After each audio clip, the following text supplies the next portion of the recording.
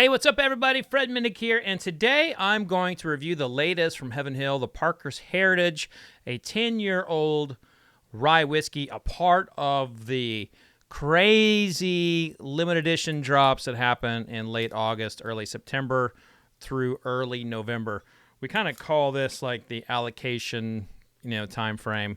Everybody drops their high-end stuff in September.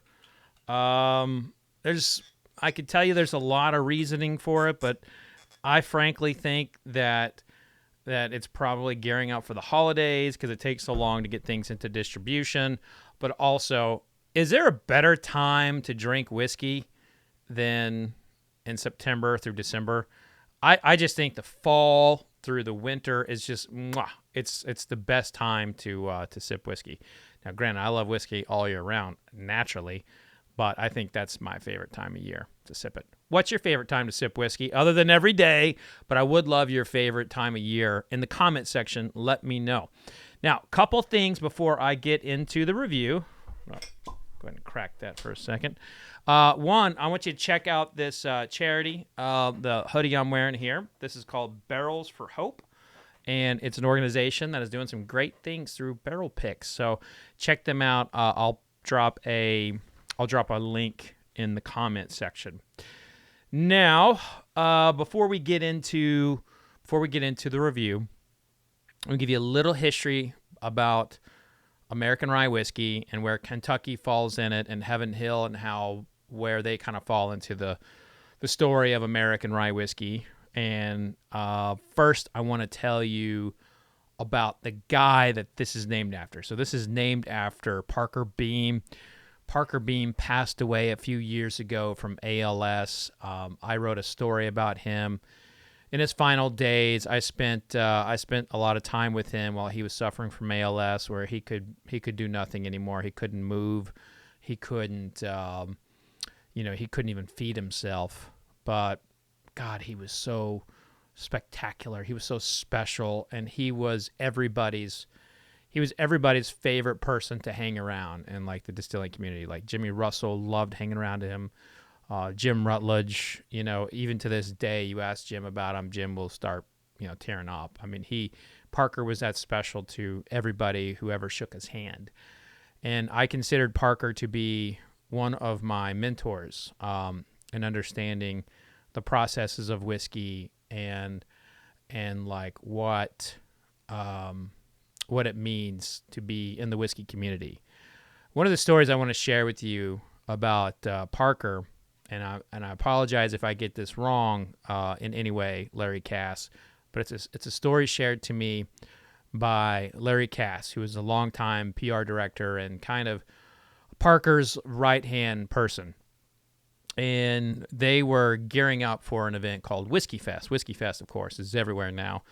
But back then, this would have been late 90s, early 2000s, so before the whiskey boom and all that. These master distillers were not accustomed to people coming up to them saying, hey, tell me about your whiskey. Can I get your autograph? They were not used to that. They were busy in the actual distillery, turning knobs and managing labor and making sure that the yeast got propagated properly.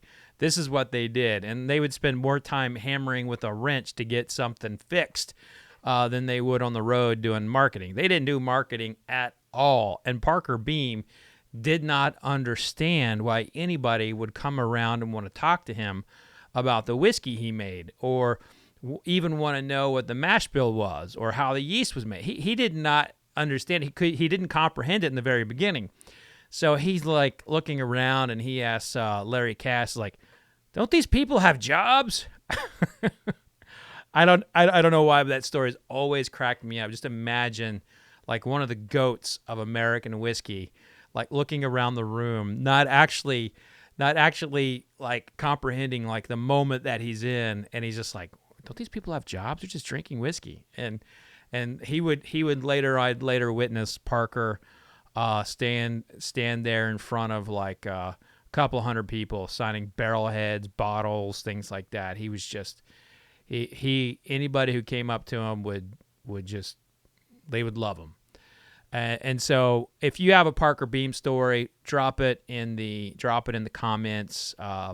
Share whatever story you can, because I think it's important that we remember the people, if we are still able to share their stories, that have the bottles named after them, because Parker Beam was incredibly special.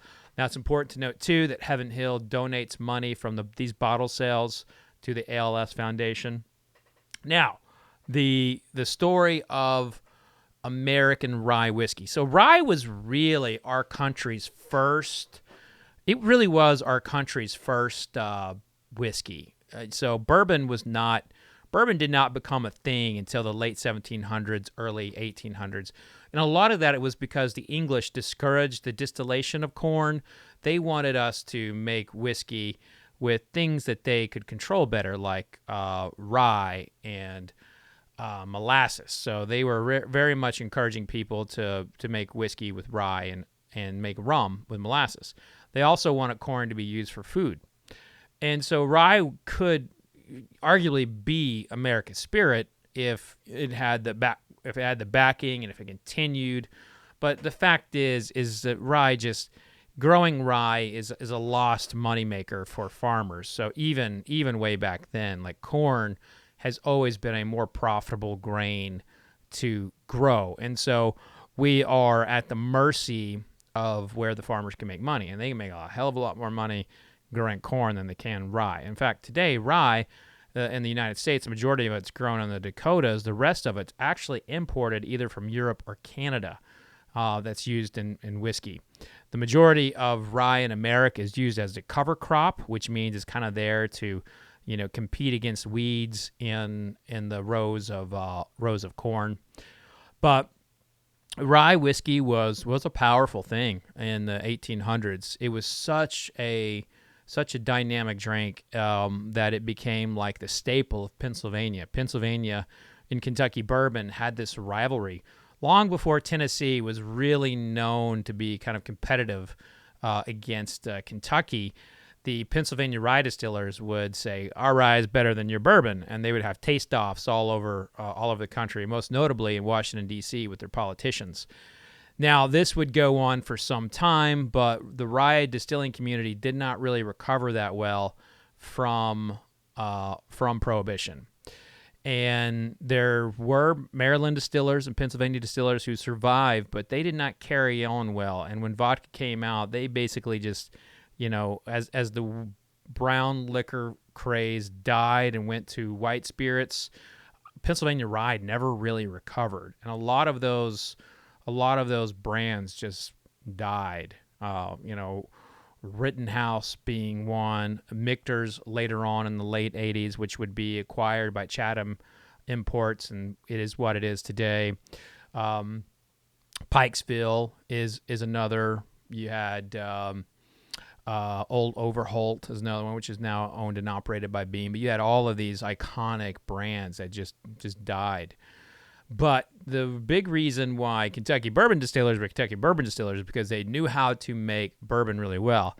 They historically hated making rye whiskey. And in fact, if you ever want to listen to the story of how old school distillers hate making rye whiskey, go listen to our Bourbon Pursuit episode where we're with Wyoming Whiskey, where the founder of Wyoming Whiskey is talking about how Steve Nally, now the master distiller of Bardstown Bourbon Company, absolutely hated making rye. And the reason why is it has a lot of enzymic activity. It foams over, and bourbon distillers are not accustomed to that. So imagine like if you are cooking your oatmeal too fast, like it will boil over, like it kind of be like puffy, enzymy kind of nature. And it's the same thing with making rye when you're fermenting rye. Now, because of this, Kentucky distillers traditionally make their rye at like barely, like 51% rye. Like you might see distillers get up in the 70s, but it's pretty rare. There's a handful that will go higher, but they got to really have their fermentation down, and they will bring in every consultant you can possibly imagine to make that happen, because fermenting rye ain't easy. It is not easy whatsoever. And so this mash bill is actually 51% rye, 35% corn, and 14% malted barley. Now, here's another thing. This is 10-year-old. This 10-year-old Heaven Hill rye. Heaven Hill had contracts with Brown-Forman to make their rye whiskey for a very long time. That stopped, I want to say, somewhere between 2009 and 2013. So I don't remember the exact year that it stopped, but Brown-Forman stopped making their rye whiskey sometime in that period. Now, why were they making their rye? Well, if you're familiar with the history of Heaven Hill, you know their distillery burned down in 1996. So Bardstown, it burned down, and it was a very scary, sad moment for all of bourbon. Fortunately, nobody was hurt, but a lot of whiskey was lost, and their facility is completely gone.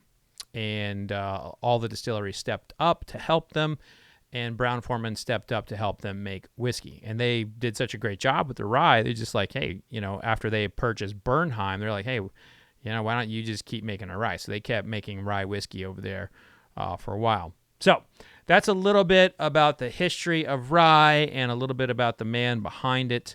And, of course, Barrels for Hope. Make sure you go check them out. Now, for those who are just eager to see what I think about this, let's get to it.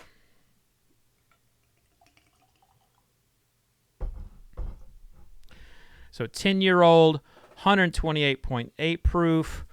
And the price on this, the suggested retail price is $185.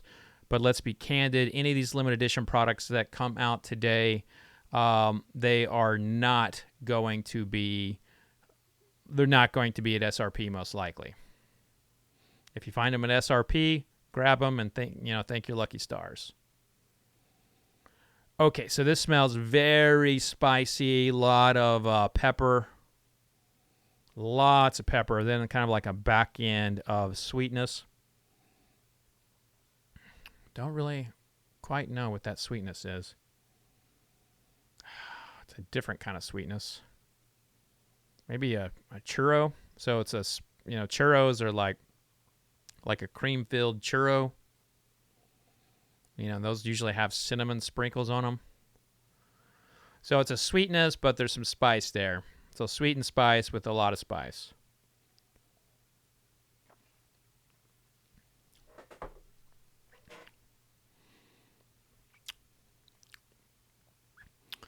Very vanilla forward.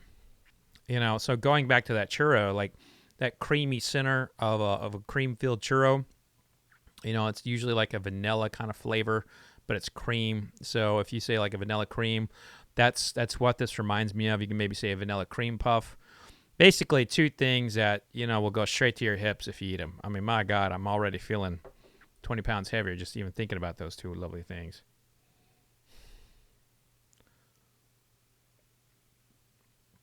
It's interesting. We're talking about a rye here, and the first note that I'm explaining to you is not an herb. It's not a spice, and it's not some kind of like formation of a rye, like a rye muffin or a rye bread or rye toast or something like that. I'm talking about sweetness, and in that second taste, I get more sweetness. I get like a layer of honey, and if I were to taste this blind, not knowing what I'm tasting right now, I mean, I probably would not pick this as a rye. This does not come on my palate like a rye. It doesn't nose like a rye, and it certainly does not taste like a rye. This tastes like a vanilla cream puff with some honey and maybe a churro. The most spice that I can give this is that it's baking spice. It's got some cinnamon here, but that cinnamon is faint in comparison to the creaminess and like this like doughy goodness.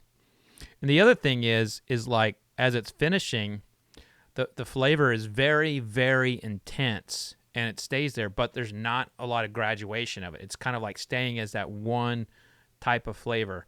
And that's just an observation. That's not good or bad. But if you're someone who likes to taste a lot of different things in a whiskey, this is not striking me as complex like that. This is striking me as like if I were to describe it from nose to taste to finish, like one note, it would be a cream-filled cinnamon churro.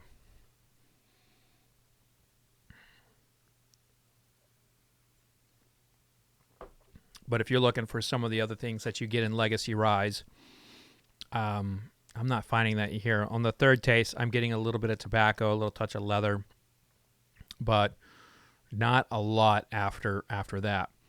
Now, all that being said, that cream-filled cinnamon churro note is pretty damn good. And if you like cream-filled cinnamon churros, raising my hand, I like it. You know, you're going to like this. Is it going to be worth it? Is it going to be something worth the hunt? Is it going to be in my top 100? The answer to that is probably yes all around. And I think that this is a bottle, you know, I've been about 50-50 with liking the Parker's Heritage releases. There was a year they put out a 24-year-old. I thought it was one of the worst things I had tasted at that point from the limited edition world.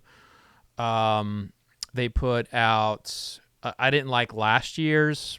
I think I didn't like. It was the double barrel. What was it? I think here it is. Is that it right there? Yeah, the double barrel blend. I didn't like last year's. I didn't like this one as much. I've liked their wheat whiskeys a lot, but I mean, I've been 50-50 with the Parker's Heritage releases. Some of them are great, some of them are bad, and I think this one's somewhere in the middle. I'm not going to say this is great. I'm not, but I think this is very good, borderline great. And if you ever find yourself like scratching your head, like I really wish a whiskey tasted like a cream-filled cinnamon churro, then this is the whiskey you're chasing right here. This 10-year-old Parker's Heritage rye whiskey. This is that note is so pronounced, it's so big, and it does not go away. And granted, it's just my palate. You should taste for yourself, but my gosh, that's a beautiful flavor. But the only drawback is it's the only major note there. Maybe the secondary note would be honey, and then the third notes are like leather and tobacco, which if you just see that written out, you're not going to be that excited about it because there's not very many things there. It's not very complex. But still, if you like the cream-filled cinnamon churro, I mean, get up on it. But that's going to do it for this little review here. Let me see if I'm missing anything. Sales from the Parker's Heritage Collection have raised more than $1.2 million toward ALS research and patient care through contributions made by Heaven Hill from each bottle purchased. So, I mean, I loved Parker. I loved him a lot. And, when we buried him, that was a sad day in American whiskey. But I was happy he didn't have to suffer anymore. And I love that Heaven Hill continues to remember Parker and raise money for ALS. So cheers to that. And I'm glad that this year's whiskey is a hit for me personally, because it always makes me a little sad when I don't like something named after a good friend of mine. But that's going to do it here, folks. Be safe out there. And remember, vodka sucks. And Parker thought that too, unless it's being used to clean up. Wait, what did I say? Vodka sucks unless it's being... I'm stumbling on my own phrase here. Vodka sucks unless it's being used to clean up the murder of a dead cat. Cheers, y'all.